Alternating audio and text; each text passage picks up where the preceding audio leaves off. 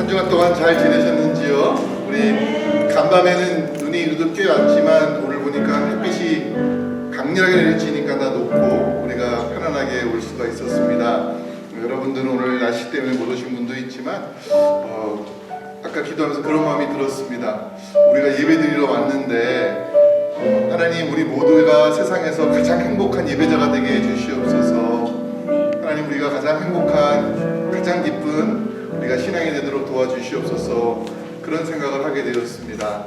오늘 예배할 때 하나님의 분명한 은혜가 우리 가운데 있을 줄로 믿습니다. 우리 같이 한번 서로 인사하겠습니다. 잘 오셨습니다.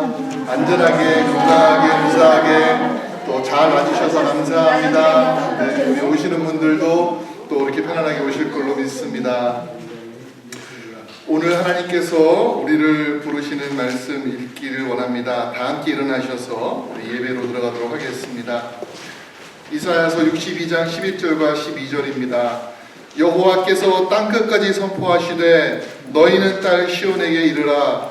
보라, 내 구원이 이르렀느니라. 보라, 상급이 그에게 있고 보응이 그 앞에 있느니라 하셨느니라. 사람들이 너를 일컬어 거룩한 백성이라. 여호와께서 구속하신 자라 하겠고 또 너를 일컬어 찾음받은 자요 버림받지 아니한 성읍이라 하리라. 아멘.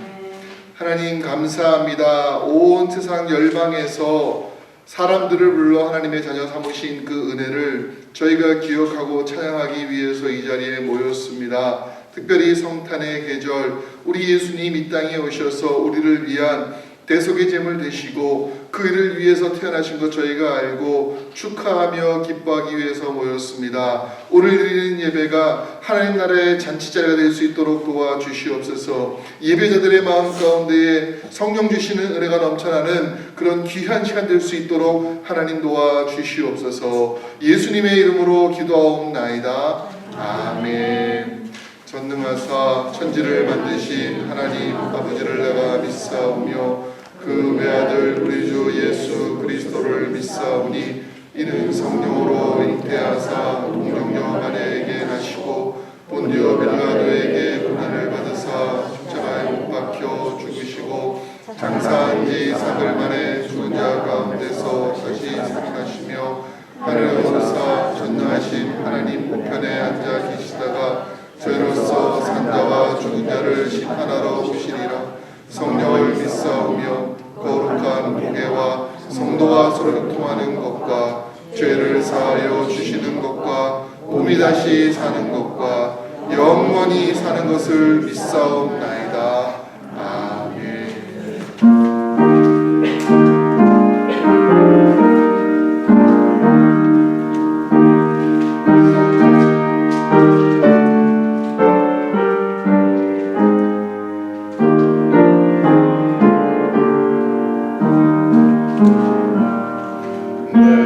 주님 입으신 그 옷은 저 어른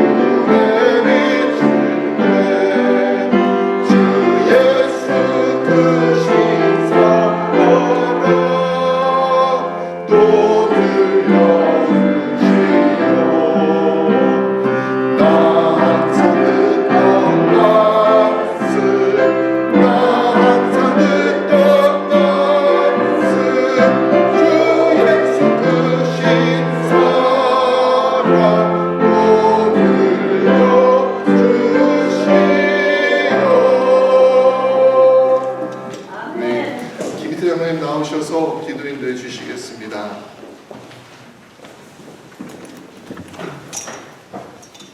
예배후 한 주간도 우리를 인도하시고 순간순간들마다 우리를 지키시며 인도하신 고마우신 아버지 하나님, 말씀을 우리를 양육하시고 우리의 필요를 따라 공급하여 주신 하나님 앞에 다시 한번 감사를 드립니다.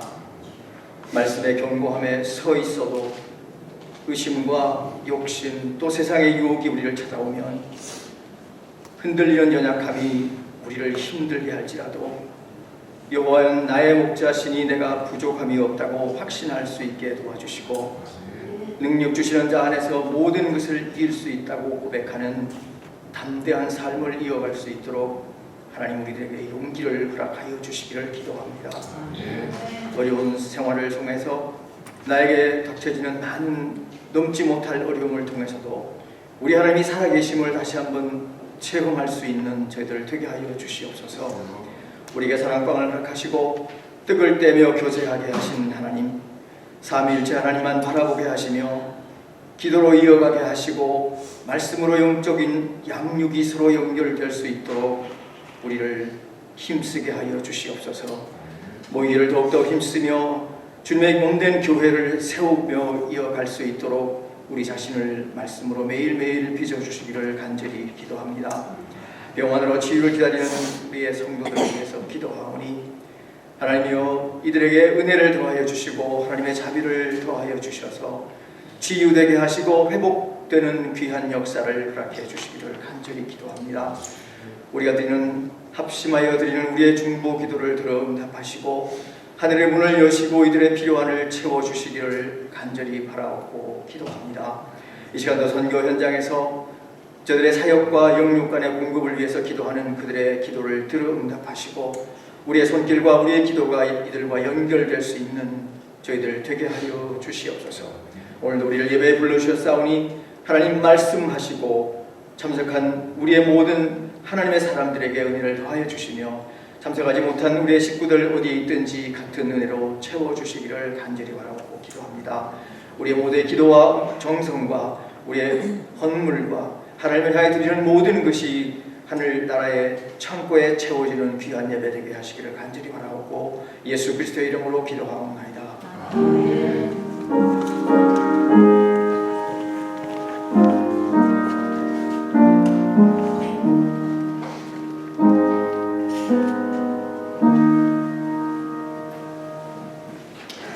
오늘 우리에게 주시는 하나님 말씀은 마태복음 3장 1절에서 3절까지입니다. 마태복음 3장 1절에서 3절까지.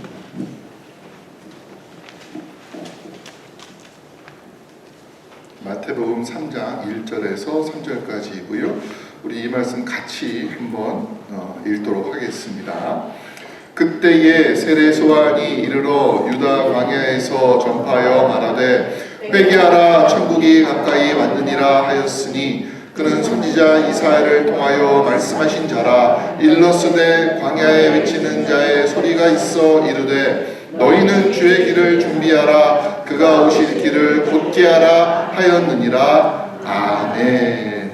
God is good all the time. 그 하나님이 우리와 함께 하십니다. 오늘 우리가 대강절 셋째 주일을 맞이하고 있는데 참 드물게 저희가 절기가 겹치는 그런 주일을 맞이하고 있습니다. 그러니까 대강절 셋째 주일이면서 동시에 오늘은 성서 주일로 지키는 주일입니다. 그러니까 참 드물 것 같아요. 우리 교회가 5월 첫째 주가 되면은 창립 감사 예배를 드리지만 사실 또 그때가 교회로 오면 또 어린이 주일이잖아요. 근데 우리 교회는 옛날에 교육부가 있을 때 어린이 주일 지켰는데 지금은 저희가 오롯이 그날은 그냥 한 가지 창립 기념 주일로 지키고 있지 않습니까? 그러니까 이게 교회 절기가 두 개가 합치는 것이 그렇게 흔한 일은 아닌데 오늘 마침 대강절 기간에 성서주일이라고 하는 교회에서 지키는 절기를 저희가 지키게 되었습니다. 의미 있는 것 같아요. 그러니까 예수님께서 이 땅에 오심을 준비하는 대강절 기간에 또 예수님이 우리에게 누구로 오셨습니까? 말씀으로 오셨잖아요.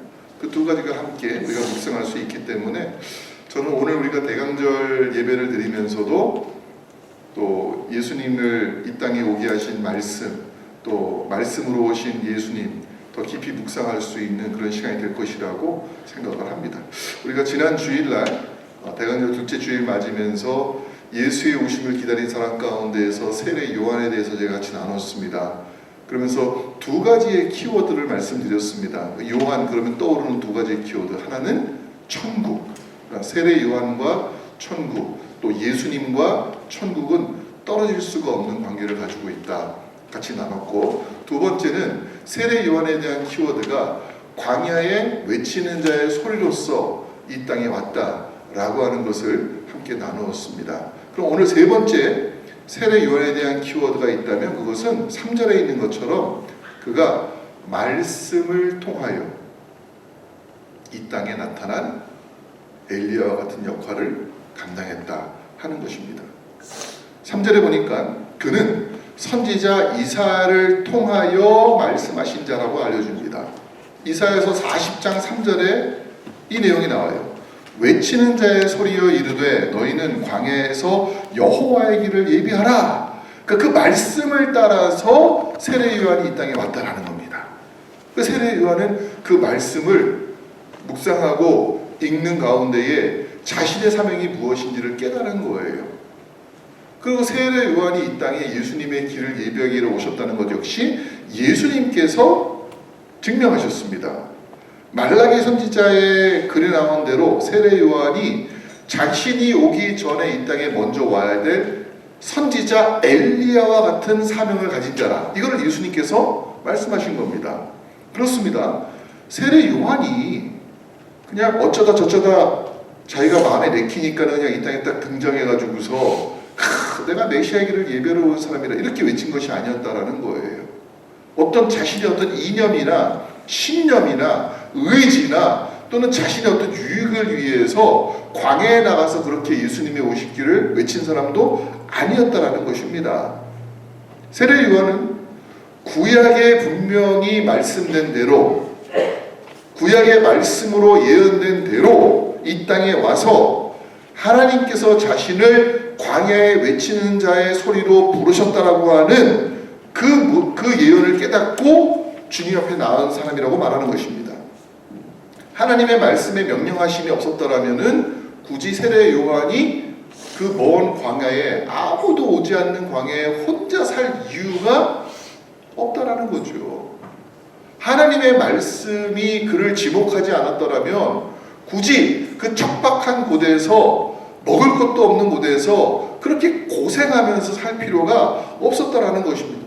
그렇기 때문에 우리는 세례 요한의 삶이 무엇이냐라고 말하면 그는 자신의 의지와 생각과 감정을 내려놓고 하나님의 말씀을 따라 산 사람, 말씀이 자기 삶의 우선순위가 된 사람이라고 말할 수가 있습니다. 만일 우리가 여러분 성경을 조금 더 체계적으로 조직적으로 공부하게 된다면은 우리는 이 성경이 얼마나 정교하게 잘 짜여져 있는 그러한 책인가, 그러한 작품인가, 그걸 우리가 깨달을 수가 있어요. 제가 중고등학교 때 이렇게 소설도 좋아하고 문학작품도 좋아하고 많은 책들을 읽었는데, 그때 제가 추리소설 분야에서 제일 좋아했던 책이 무슨 책인가 하면, 혹시 여러분도 읽으셨을 거예요. 궤도 루팡이라는 책이 있습니다. 궤도 루팡. 얼마나 좋아했는지 궤도 루팡 시리즈를 제가 서너 번을 읽은 것 같아요. 똑같은 내용들을 너무 좋아했어요. 왜 좋아했는가? 내가 왜 하필이면 많은 책들이 있지만 그 책을 좋아했을까? 생각해보니까 그 책에는 아주 정교한 복선이 있어요. 그러니까 책을 읽을 때에는 그 내용이 뭔지를 몰라. 아니 뭐 이런 내용이 있구나 이렇게 했는데, 나중에 결말로 갈수록 왜 작가가 그 내용을, 그 물건을, 왜 그러한 실마리를 앞에 두었는지가 마치 시계바퀴가 돌아가는 것처럼 쫙 짜맞춰지는 거예요.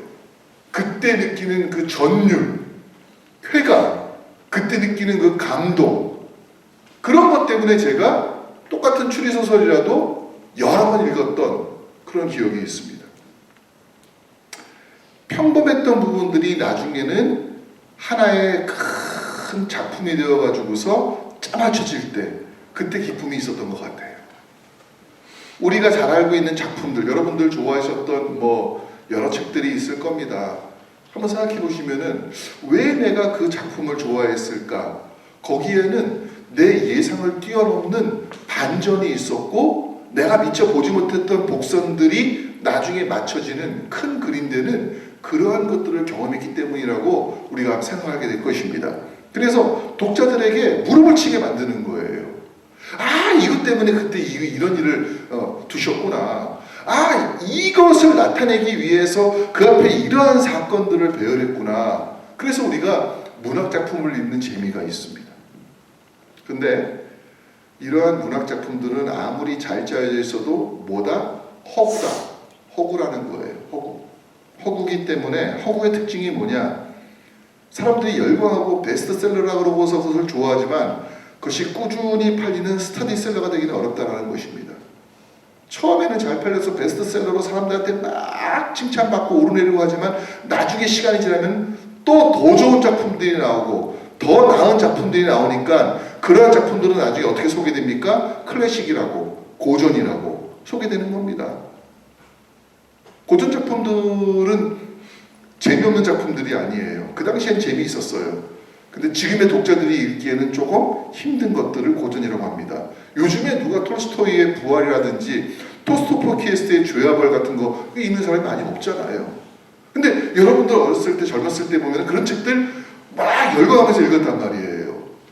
그런 느낌이 있는 거예요. 그런데 성경은요, 엄청난 복선들로 구성되어 있는 책입니다. 그 기간이 그냥 몇십 년, 몇백 년이 아니라 인류의 역사라고 말할 수 있는 수천 년의 기간을 담고 있는 책이 성경책이에요. 그럼 고전이잖아요. 그러면 지금은 사람들이 안 읽어야 될 거 아닙니까? 가끔씩 몇십 년에 한 번씩 고전이라고 소개될 거 아닙니까? 근데 지금도 성경책은 오늘날에도 꾸준히 팔리는 스터디셀러입니다. 그러니까 베스트셀러이면서 스터디셀러예요. 어떤 성경 연구기관에서는 성경책이 1년에 팔리는 개수가 전 세계적으로 4천만 권이 팔린다고 통계를 낸 적이 있습니다. 4천만 권이에요. 해마다 1년만, 2년만이 아니고 매해마다 성경을 뛰어넘는 책이 없다라고 하는 것입니다. 왜 그럴까? 성경에는 그 중심의 주제와 내용이 분명하게 나와 있습니다. 그리고 그것이 바뀌질 않아요. 왜요? 허구가 아니기 때문에. 성경의 중심 주제는 무엇입니까? 하나님 나라예요. 성경의 내용은 무엇입니까? 예수 그리스도예요. 모든 성경들은 각자의 다른 스토리처럼 운지하고 있지만 우리는 어느 성경을 보더라도, 즉 성경에 있는 창세기건 출애굽기건 예시록이건 뭘 보더라도 우리는 거기에서 무엇을 발견합니까? 하나님 나라의 그 흐름이 발견되는 것이고, 그 모든 성경에서 누가 보여집니까? 예수 그리스도가 보여지는 거예요. 그렇기 때문에 이러한 엄청난 작품을 만약에 우리가 생각하기에 한 사람이 썼다 그러면 이해가 돼요. 한 사람이 썼다 그러면 그런 통일성이 느껴집니다. 그 사람이 자기 혼자서 그 책을 쓰면서 그 책에 대한 결말까지 다 냈으니까 그 사람이 아무리 여러 사람이 등장하도 상관없겠지. 우리 한국에서 제일 유명하게 잘 알려진 소설이 박경리 씨가 쓴 대하소설 토지 아닙니까? 그 토지에 등장하는 사람들의 수가 1,500명이 넘는다는 거예요. 이거 엄청난 상상력이 아닐 수가 없습니다. 마치 그것처럼 성경이 어느 한 사람에서 쓰여진 책이라고 한다면은 통일성이 있을 거예요. 그렇죠? 창세기부터 요한계시록까지 한 사람이 썼기 때문에 그가 어떤 목적을 가지고 어떤 분명한 주제를 잡고 썼으니까 통일성이 있을 겁니다. 근데 성경은 한 사람이 쓴 책이 아닙니다. 40명이 넘는 저자가 쓴 책이에요. 40명이 우리 다 모입시다. 우리 주제를 정해놓고 우리 이 책을 써야 되는데 이제 우리가 성경을 쓸 건데 이제 우리가 같이 모여서 회의한 다음에 그 흐름을 잡아갑시다. 이게 아니라는 거예요. 40명이 있었지만 그들이 똑같은 시대에 있었던 사람이 아니었습니다. 그 40명이 똑같은 지위에 있고 똑같은 문학적인 능력을 가진 사람이 아니었습니다. 성경을 기록한 사람들은 적어도 40명이지만 이 사람들은요, 같은 장소에 모일 수가 없는 사람이에요. 우리가 보통 흔히 알고 있는 것처럼 모세오경, 모세가 썼는지 아니면 구조론을 내려온 것을 모세가 정리했는지는 모르지만 일단 모세라는 사람이 그 책에 있는 어떤 내용을 썼다고 했을 때 모세는 언제 사람입니까? 지금부터 3,500년 전 사람이잖아요. 근데 다윗이라고 하는 저자가 시편을 쓰고 다윗이라는 저자가 있습니다. 사무엘도 있습니다. 언제 썼 사람이에요? 예수님 오시기 1000년 전 사람이라는 말이에요. 예수의 오심, 세례 요한의 오심을 예언했던 이사야나 아니면은 말라기 같은 그런 사람들은 또 언제 사람입니까? 700년 전의 사람이잖아요. 그러면은 구약과 신약을 이어줄 수 없던 그런 복음서를 쓴 사람들은 예수님 이후에 왔던 사람들이란 말이에요. 지금부터 2000년 전의 사람들이란 말이에요. 이 사람들이 다 같이 모여가지고서 히브리어와 헬라어를 가지고서 우리 성경을 한번 써봅시다. 이게 안 된다는 거예요. 이게 40명의 사람들이 모든 시대마다 각자 자신이 받은 하나님의 계시를 가지고 성경을 썼는데 지금 보니까 그게 다 묶여져 보니까는 하나의 똑같은 주제를 가지고 있고 일관성을 가지고 있고 하나님 나라를 말하고 있고 그 모든 성경마다 예수 그리스도가 보인다라는 겁니다. 심지어 하나님이라는 말이, 하나님이라는 단어가 하나도 들어가 있지 않은 에스더서를 봐도, 룻기를 봐도 거기에서 우리는 누구를 발견합니까? 예수 그리스도의 모습이 그 안에 있는 것을 발견해요. 또 이 40명의 사람들이, 40명이 넘는 사람들이 다 똑같은 그런 문학적인 수준을 가진 사람들이 아니에요. 어떤 사람들은 교육을 받은 사람이 있습니다. 에스라 같은 사람은 학자였고 율법학자였습니다. 얼마나 잘 쓸 수 있을까? 그런데 베드로는 어부였잖아요. 아모스는 농부였고 뽕나무 키우는 사람이었고 목동이었지 않습니까? 신분이 다 달라요. 왕도 있고 제사장도 있고 뭐 어떤 철학자도 있을 수 있고 바울과 같이 공부한 사람도 있을 수 있지만 어떤 사람들은 공부하고 담 쌓은 사람들, 그냥 태어나서부터 가정이 어려우니까 나가서 어부하면서 고기 잡고 목동하고 이런 사람들이 성경을 쓴 거예요. 근데 놀랍죠. 배운 사람이 쓴 성경이나 배우지 않은 사람이 쓴 성경이나 오늘 우리가 읽을 때에는 그 안에서 예수 그리스도의 형상을 발견한다는 것입니다. 창세기를 봐도 예수님이 보이고 레위기를 봐도 예수님이 보이고 욥기를 봐도 예수님이 보이고 어떤 복음서 봐도 예수님이 보인다는 것이 정말 이것이 기적이 아닌가라는 거예요.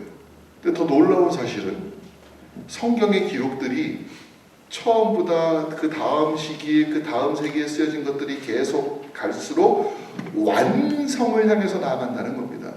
저는 이걸 보면서 어떤 생각이 드는가 하면 야, 이게 집 짓는 때 이렇게 짓는구나.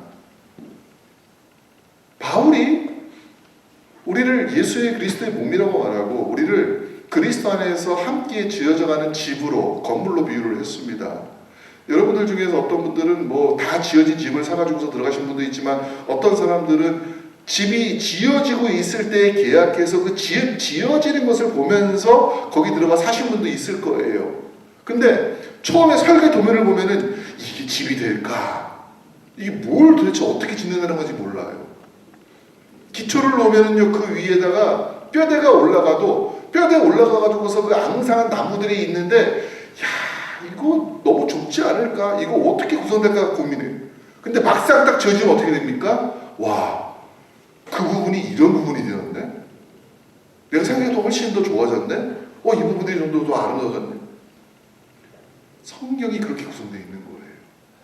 창세기를 보면은 우리가 모르는 예언들이 나오고 있습니다. 창세기 3장 15절. 이게 뭔지를 이해가 안 돼. 근데 이사야서 7장 14절 보니까는 그게 이런 내용이었구나. 갈수록 마치 건물이 기초부터 해가지고서 하나씩 하나씩 자재가 쌓여져 가면서 모습이 드러나고 나중에 완성된 집을 봤을 때 그래서 그때 그 기초돌을 놓았구나. 그래서 그 자리에 나무를 심어놨구나. 그래서 그 자리에 저러한 것들을 갖다 놨구나. 우리가 알게 되잖아요. 성경 전체를 보는데 처음에는 몰랐던 부분들이 다른 성경을 통해서 확증이 되고 완성돼 가는 겁니다. 그래서 뭐라고 말하느냐, 학자들은 성경은 성경으로 해석한다. 그렇게 말해요. 빌드업이 되어 나가는 거예요. 빌드업이. 참 재미가 있습니다. 성경을 보면은 그러한 모습들이 빌드업 되었을 때에 오늘 우리가 읽었던 마태복음 3장 1절에서 3절의 말씀 가운데에 세례 요한이 말씀을 통하여서 우리에게 왔다라고 하는 것이 비로소 깨달아지는 겁니다. 그냥 나타났다는 것이 아니라 하나님 말씀이 그를 광야로 이끌었고 하나님 말씀이 그를 그 힘들고 어려운 상황 가운데에서도 예수 그리스도라고 하는 메시아 구원자가 오심을 믿고 바로 그 고난과 고행을 감당할 수 있는 힘을 주었다라는 것이에요. 그러한 요한의 등장까지도 언제 있었습니까? 700년 전 이사야를 통해서 예언되었고 400년 전 마지막 선지자 말라기를 통해서 예언되었고 빌드업이 되어서 결국 세례 요한이 이 땅에 왔을 때에 많은 사람들이 세례 요한을 노숙자로 취급하지 않았습니다. 미친 사람으로 취급하지 않았습니다. 예루살렘에 있는 사람들, 베들레헴에 있던 사람들, 어디 모든 부에사가 있던 사람들이 모두가 다 광야에 세례 요한밖에 없는 그 광야에 가서 그에게 세례받고 그를 통해서 나오는 말씀을 들으면서 예수님의 오심을 준비하는 사람들이 되었다라고 하는 거예요. 이것이 말씀이 가지고 있는 힘이라고 하는 것입니다. 그렇기 때문에 성경은 지구상에서 특별한 위치를 차지하고 있습니다. 똑같은 잉크로 쓰여져 있잖아요. 똑같은 종이로 기록이 되어 있잖아요. 하지만 왜 성경이 다른 책들과 다르냐라고 할 때 성경에는 하나님의 말씀이라고 하는 분명한 확신이 있기 때문이라고 하는 것입니다. 이 책은 그냥 단순히 읽고 치워놓는 책이 아니에요. 내가 아무리 재미있는 책, 아무리 유익한 책을 읽어도 한때예요. 우리가 지금까지 얼마나 많은 책들을 읽었습니까? 근데 나중에 또 10년, 20년 지나서 그 책에 대해서 기억해보면은 기억이 잘 안 나요. 그렇다고 해서 내가 또 읽으려고 하지 않아요. 왜? 한번 읽어봤으니까. 그런 생각 때문에. 근데 성경은 그렇습니까? 성경 2000년 전에 신약이 써졌는데 이게 2000년 전에 써진 고전이니까 뭐 이런 책 한번 읽고 끝났지. 이게 아니잖아요. 우리는 계속 성경을 읽어요. 그리고 성경을 읽을 때마다 이전에 발견하지 못했던 새로운 깨달음이 오고요. 성경을 읽을 때마다 내 양심이, 내 용기가, 나에 있는 것들이 계속해서 새로워지는 것을 느낍니다. 왜요? 성경은 단지 우리에게 지식과 지혜만 주는 책이 아니라 생명을 주는 책이기 때문입니다. 성경을 읽어야지만이 비로소 우리는 생명을 발견하게 됩니다. 변화와 혁신도 성경에서 옵니다. 과거의 책만이 아니라 성경은 현재도 읽히는 책이고 앞으로도 읽히는 책이고 주님 오실 때까지 영원히 이 땅에 존재할 수밖에 없는 책이 성경이에요. 고전들은 잠깐 인기를 끌다가 없어지잖아요. 하지만 성경은 지금까지도 베스트셀러입니다. 지금도 스터디셀러예요. 이 성경은 참 신비한 힘을 가지고 있다고 저는 생각을 합니다. 그런데 물론 세상에 있는 어떤 사람들은 성경의 권위를 부인하지요. 또 부정하지요. 폄훼하지요. 공산주의자들은 성경이 반포되는 것을 너무나 싫어하고 사실은 두려워합니다. 그들은 성경이 가지고 있는 그 놀라운 힘을 알고 있기 때문이에요. 성경을 통해서 변화된 사람들은 자신들이 아무리 강력한 공산주의 이념을 그들에게 심어주려고 해도 들어가지 않는다는 것을 알고 있습니다. 성경을 읽는 사람들은 고문도 두려워하지 않고 죽음도 두려워하지 않는다는 것을 알고 있습니다. 그래서 공산주의자들은 성경책을 자기 나라에 갖고 들어오는 것을 막습니다.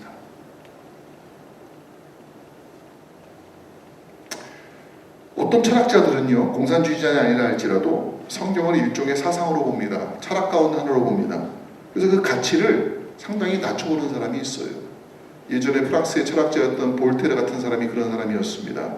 그는 뭐라고 얘기했습니까? 앞으로 성경은 100년 안에 없어질 것이다. 그렇게 담대하게 얘기를 했어요. 근데 나중에 그가 죽은 다음에 그 볼테르의 집이 성서공회의 성경 보관하는 창고가 되었습니다. 지하실부터 2층, 3층까지 그의 집이 온갖 종류의 성경을 두는 창고로 바뀌었다는 거예요. 그러면서 볼테르가 뭐라고 얘기합니까? 마지막 죽을 때에 나는 죽음이 두렵습니다. 그렇게 얘기했어요. 이 성경이 어떻게 그렇게 특별할 수밖에 없을까? 우리는 이해가 잘 안 되는 거예요. 왜 그럴까라고 할 때 저는 히브리서 4장 12절과 13절에서 그 답을 찾을 수가 있었습니다. 제가 읽어보겠습니다. 히브리서 4장 12절과 13절 여러분들 집에 가서 꼭 읽으시길 바랍니다. 하나님의 말씀은 살아있고 활력이 있어 좌우에 날선 그 어떤 검보다 예리하여 혼과 영과 및 관절과 골수를 찔러 쪼개기까지 하며 또 마음의 생각과 뜻을 판단하느니 지으신 것이 그 하나도 그 앞에 나타나지 않음이 없고 우리의 결산을 받으실 이의 눈앞에 만물이 벌거 벗은 것 같이 드러나느니라. 그렇게 말씀하세요. 저는 여기에서 하나님 말씀이 왜 오늘날도 강력한가에 대한 세 가지의 특징을 발견합니다. 첫 번째로는요, 살아있다라는 거예요. 하나님 말씀은 어떻다고요? 살아있어. 살아있다라는 거예요. 이 살아있다는 것이 어떤 의미일까? 너무 심플해요. 죽어있는 것과 비교하면 됩니다. 죽어있는 것과. 아무리 화려하고 아름답고 강한 것도 살아있을 때만 가치를 갖습니다. 우리가 가끔씩 길 가다 보면은 이쁜 꽃사슴이 보여요. 와, 너무 아름답다, 너무 이쁘다, 가서 만져주고 싶다. 죽은 사슴은 아름답지가 않습니다. 피해갑니다. 묻을까봐 겁냅니다. 차에 부딪히면 상할까봐 돌아갑니다. 사자는 강합니다. 살아있을 때에는. 죽은 사자는 강하지가 않아요. 꽃은 화려합니다. 죽은 꽃은 냄새납니다. 화려하지가 않습니다. 그러나 아무리 작고 보잘것없어 보이는 겨자씨라 할지라도 거기에 생명력이 있으면 나무가 되고 많은 새들이 깃들고 30배, 60배, 100배의 결실을 맺습니다. 하나님 말씀이 죽어있는 거라면 상상해 보세요. 3,500년 전에 성경이 기록될 때, 처음으로 그것이 기록될 때 그것이 죽어있는 말씀이라면 그 지금까지 올 수가 있겠냐는 거예요. 1000년 전에 쓰여진 책이, 700년 전에 쓰여진 책이, 2700년 전에 쓰여진 책이 지금까지 올 수 있냐는 거예요. 신약이 쓰여졌습니다. 그 당시에 베스토 같은 총독들은 내버려둬라, 저것도 이단일 테니까는 나중에 없어질 거야. 2000년이 지나는 동안 하나님 말씀이 교회를 이끌었기 때문에 지금까지도 세상에 있는 나라들은 50년, 100년, 500년, 1000년 되면 다 사라지지만 여전히 하나님 나라는 이 땅 가운데 존재하고 있다는 것을 우리는 알고 있습니다. 하나님 말씀이 어떻기 때문에? 살아있기 때문에. 살아있는 말씀을 내가 먹으면 나도 삽니다. 말씀이 살아있다는 의미가 무엇인가 하면은 살아있는 것은 특징이 있잖아요. 성장합니다. 성장하는 거예요. 죽어있는 것은 아무리 커도 아무리 비싸 보여도 성장하지 않습니다. 어떤 분은 집에 가니까는 그 집에 있는 장식장이 어마어마하게 고급스럽고 너무나 좋은 거예요. 몇천 불씩 하는 것도 있어요. 그런데 안 자라더라고요. 1년 뒤에 가도 2년 뒤에 가도 똑같아요.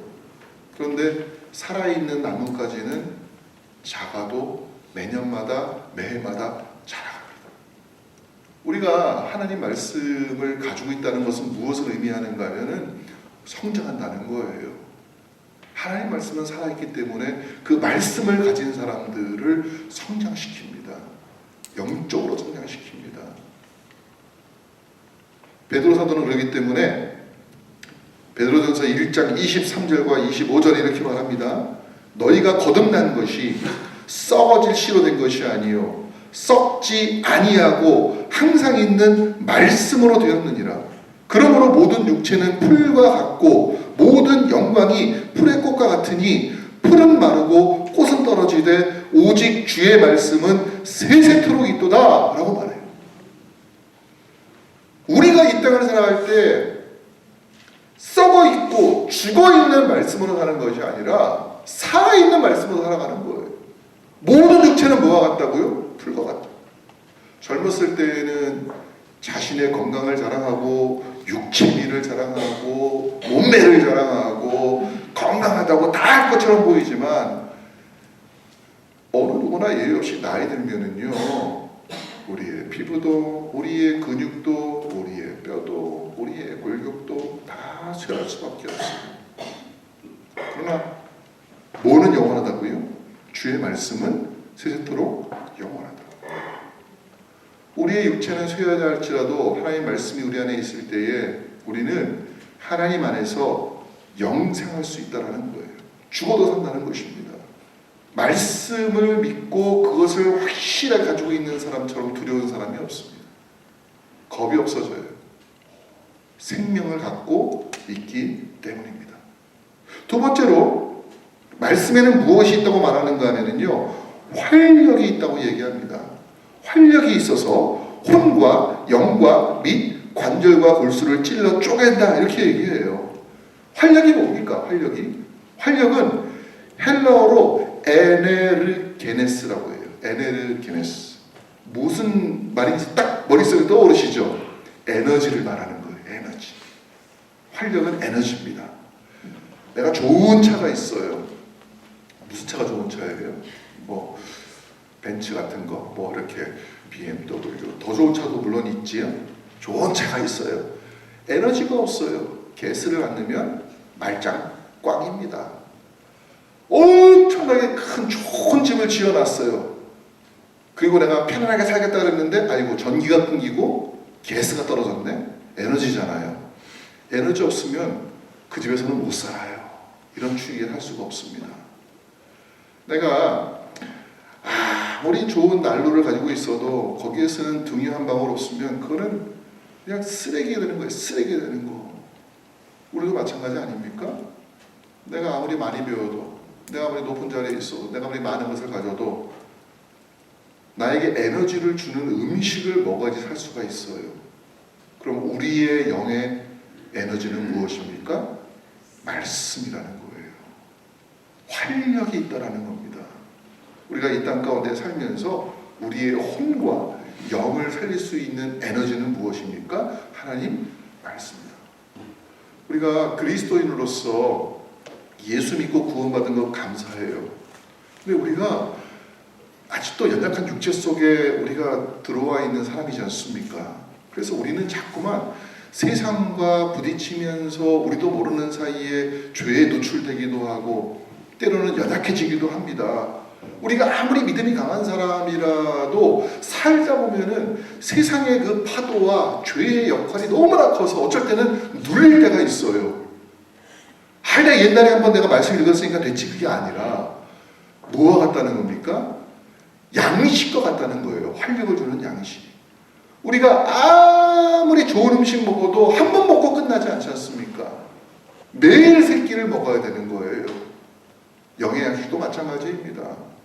내가 세상에서 때묻지 않기 위해서는, 죄에 물들지 않기 위해서는, 내가 정말 하나님 주시는 성령의 힘으로 살기 위해서는 우리가 할 일이 있습니다. 활력 주는 하나님 말씀을 내가 매일 섭취해야 된다. 힘들어도 우리가 운동하지 않습니까? 건강하기 위해서. 근데 우리가 보이지 않는다고 하나님 말씀 무시해버리면 나도 모르는 사이에 내 영이 죽어가 버립니다. 그러지 말라는 거예요. 혼과 영과 관절과 골수를 찔러 쪼개는 능력이 하나님 말씀 속에 있다. 어떻게 세례 요한이 그 외로운 광야에서 먹는 것도 부족하지만 살고 살려고 했을까? 그에게 뭐가 있었기 때문이에요? 말씀을 통한 은혜가 있었기 때문입니다. 저는 이것이 우리에게 잊혀지지 않기를 원합니다. 우리의 육신은 갈수록 쇠약해집니다. 그러나 하나님께서 말씀을 통해서 우리의 영을 살리시는 것을 분명히 믿고 말씀과 가까이 하기를 원합니다. 세 번째로 하나님 말씀은요, 우리의 마음과 생각과 뜻을 판단하게 한다라고 말합니다. 자, 살아있는 하나님의 말씀은 우리에게 에너지를 줍니다. 그러면 우리는요, 우리의 혼과 우리의 영은 우리의 정신이죠, 우리의 양심이죠, 또 우리의 삶의 태도이죠, 우리의 마음이죠. 그것들은 어떻게 하느냐? 올바른 방향과 올바른 길로 나아가도록 우리를 돕습니다. 하나님께서 우리에게 자유의지를 주셨습니다. 자유의지는 좋은 것도 아니고 나쁜 것도 아니에요. 자유의지는 그야말로 의지이기 때문에 그 의지를 사용하는 사람이 하나님 주신 선물인 자유의지를 좋은 쪽으로 사용하면은 좋은 일이 생기지만 그거를 나의 이익만을 위해서 사용하면은 나쁜 길로 나갈 수밖에 없어요. 다른 사람들은 죽던 말던 보이스피싱해서 돈 뺏어오고 스킵해가지고서 그냥 다 긁어오는 그런 일을 하면서도 사람들은 살아요. 자기의 의지를 가지고 그렇게 사는 겁니다. 근데 하나님 말씀이 우리 안에 자리 잡고 있다는 것은 무엇인가 하면은 나에게 기준이 생겼다는 것입니다. 세상에서 말하고 있는 다른 사람들이 야 괜찮아 이 정도는 해도 죄가 아니야 라고 하는 그 말에 휩쓸리지 않고 하나님 말씀이 나에게 기준이 되면은 나는 더 높은 수준의 더 좋은 곳으로 더 바른 곳으로 가고자 하는 마음이 생겨요. 그래서 오늘 성경은 우리에게 하나님 말씀이 우리 안에 자리 잡게 된다면은 그 말씀이 기준이 된다라고 말합니다. 우리가 성경 얘기하지만 성경은 영어로는 바이블이죠, 그죠? 근데 헬러어로는 성경을 캐논이라고 말합니다. 캐논의 뜻이 뭡니까? 캐논은 스탠다드라는 뜻이에요. 캐논은 기준이라는 말입니다. 성경은 우리의 삶의 기준이 됩니다. 우리가 살아가면서 성경을 통해서 얻는 유익이 너무나 많아요. 죄된 길로 가고자 할 때마다 성경을 붙잡습니다. 잠언을 읽어보시면 그런 것들을 더 잘 알 수가 있어요. 지혜는 우리에게 올바른 판단을 내리게 합니다. 하나님의 말씀은 우리가 흐트러지지 않게 합니다. 우리로 하여금 죄의 길에 서지 않게 하고 오만한 자리에 앉게 하지 않고 하나님의 말씀을 묵상하게 하는 것이 바로 성경이라는 거예요.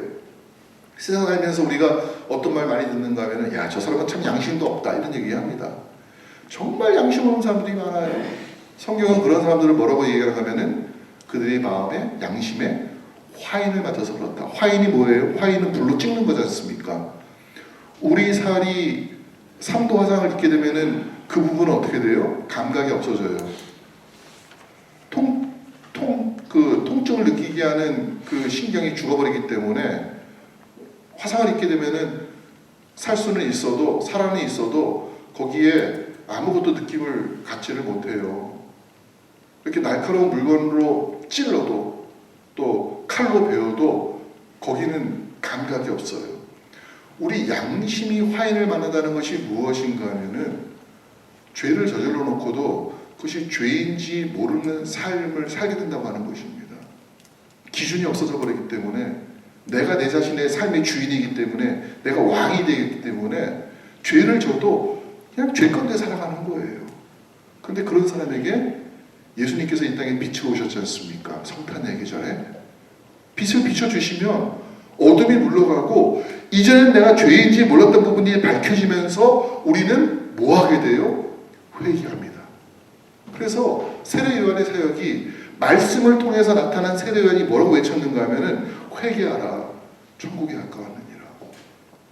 양심에 화인 맞은 사람들에게 양심이 무너져버린 사람들에게 하나님 말씀은 바른 길을 비춰줍니다. 의의 길을 가게 합니다. 선한 삶을 살게 합니다. 그래서 우리가 말씀을 듣고 사는 사람들이 다른 삶을 사는 것이고 변화된 삶을 사는 것이라고 이야기합니다. 만약에 그렇지 않으면 어떻게 될까? 하나님 말씀이 없으면 아담과 하와처럼 되는 것 같습니다. 그들이 하나님의 말씀을 잊어버리고 선악과를 따먹었을 때에 그들은 어떻게 되었어요? 저주를 받고 동산에서 쫓겨납니다. 예수님이 이 땅에 오신 목적이 무엇입니까? 다시 그 낙원을 회복하게 하기 위해서. 성경에 있는 주제 하나님 나라. 하나님 나라를 주기 위해서 예수님 오셨는데 우리가 말씀을 통해서 그것을 읽지 못하면 우리는 아담과 하와처럼 되는 삶을 살아간다 하는 것입니다.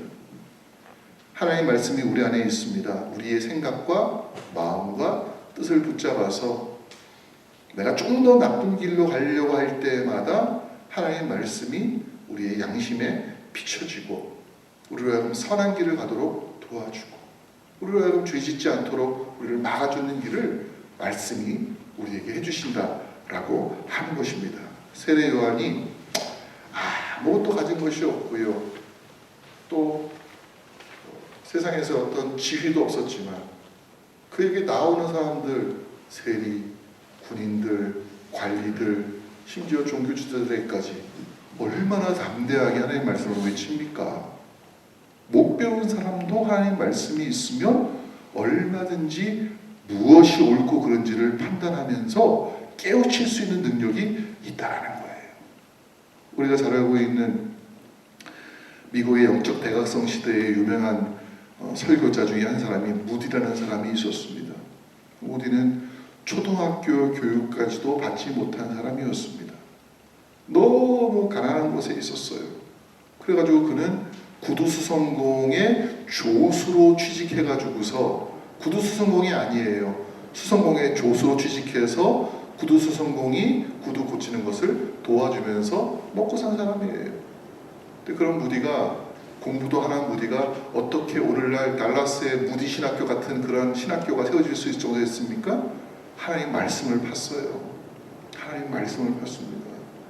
하나님 말씀 속에서 길을 찾았을 때에 많은 사람들이 초등학교도 나오지 못한 무디에게 와서 선생님 우리에게 말씀을 좀 가르쳐 주십시오.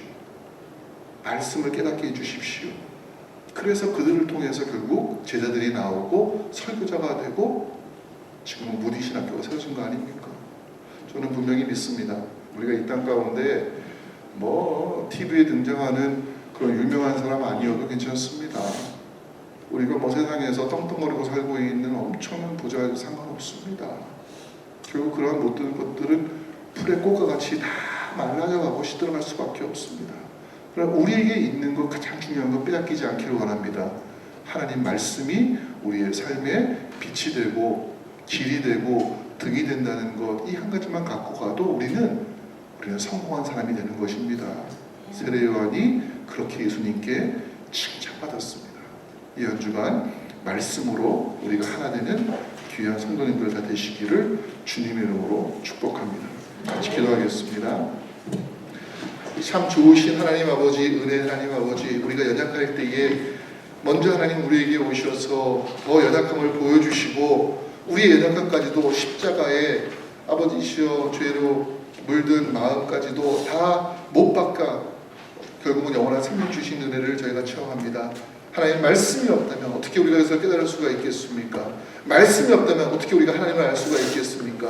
말씀이 없다면 어떻게 우리가 이 험한 세상 가운데에서도 용기를 잃지 않고 살아갈 수가 있겠습니까? 오늘 성소주의를 맞이하면서 주의 오심을 또 예비하는 대강절을 맞이하면서 다시 한번 하나님 우리가 주의 말씀을 나의 삶의 등으로 빛으로 생명으로 여기겠다 결심하며 나아갈 수 있도록 주여 도와 주시옵소서. 예수님의 이름으로 감사하며 기도하옵나이다. 아멘. 우리 다 함께 일어나셔서 복을 찬양하겠습니다.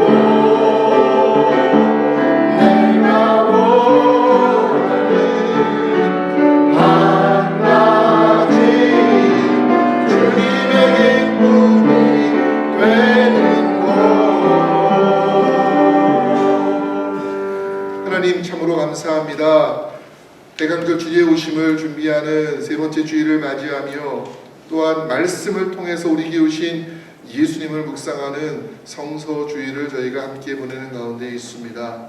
우리가 올 한 해를 마무리하면서 하나님 말씀을 얼마나 내 마음속에 두었는지 얼마나 두기를 원하는지 점검하게 하시고 정말 다가오는 신년에는 내가 다시 한번 주의 말씀을 가지고 이 땅을 살아가리라 결심하는 그런 귀한 올 한 해를 마무리하는 시간 될 수 있도록 도와 주시옵소서. 오늘도 주신 은혜에 감사하며 구별하여 예물을 드립니다. 이 예물이 쓰이는 것마다 함께 하시고 주의 역사 나타날 수 있도록 하나님 도와 주시옵소서. 감사하며 예수님의 이름으로 봉헌 기도하옵나이다. 아멘. 우리 같이 한번 서로 인사하십시다. 네, 같은 믿음의 우리 형제 자매 된 것을 저희가 감사합니다. 고맙습니다. 수고하셨습니다. 오늘 아무래도 좀 눈이 와서 여러분들이 안전을 위해서 또 못 오신 경향도 있고요. 또 미국 교회도 제가 물어보니까 미국 교회에서도 여러분들이 오늘 못 오셨다고 합니다. 그래도 참 이렇게 날씨가 좋아져서 모든 길들이 높고 건강하게 오실 수 있게 되어서 너무나 감사를 드립니다. 오늘 교회 소식을 좀 보시면은요, 오늘 친교 시간이 있습니다. 친교실에서 다가를 나누시면서 교제해 주시고요. 또 수고해 주신 우리 여성 교회들께 감사를 드립니다. 그리고 친교실에 가시면 2016년도 달력이 이렇게 나왔습니다. 달력이 나와서 여러분들 가정마다 한 2개, 3개씩 가져오셔도 괜찮을 것 같아요. 그리고 혹시 더 필요하신 분이 있으시면은 1월 초까지 아마 좀 남을 테니까 그때 딱 이렇게 정리해서 가져가시면 좋을 것 같습니다. 그래서 달력 꼭 가져가 주시고, 또 한 가지는 우리 정수미 집사님께서 해마다 이렇게 성탄 선물 우리 성도님들한테 산타크로스처럼 주시는데 올해도 성탄 선물을 준비해 주셨어요. 그래서 올해는 가정마다 이렇게 배 한 상자씩 가져가실 수 있도록 주셨는데, 그걸 친구실에 놓으면은 아무래도 가기 힘드니까 여러분들 그 계단 내려가시면은 왼쪽에 흰색 밴이 있는데 거기에 이제 배를 다 이렇게 실어놨어요. 그래서 가시면서 말씀해 주시면 거기서 열어놓을 테니까는 가져가시고 길이 미끄러우니까 혹시 만약에 좀 불편하신 분들은 저한테 말씀해 주시면은 제가 이렇게 차로 이렇게 쓱쓱쓱쓱 이렇게 배달해 드리도록 하겠습니다. 그래서 그거 좀 도와주시면 좋겠고요. 참 감사합니다. 그리고 또 예산위원회가 오늘 친교 시간에 모입니다. 우리 예산위원들 모이셔서 같이 내년도 예산을 잘 수립할 수 있도록 도와주시기를 부탁을 드리겠습니다. 다음 주일 후에도 모이니까 꼭 기억해 주시고요. 그 다음에 또 한 가지 광고는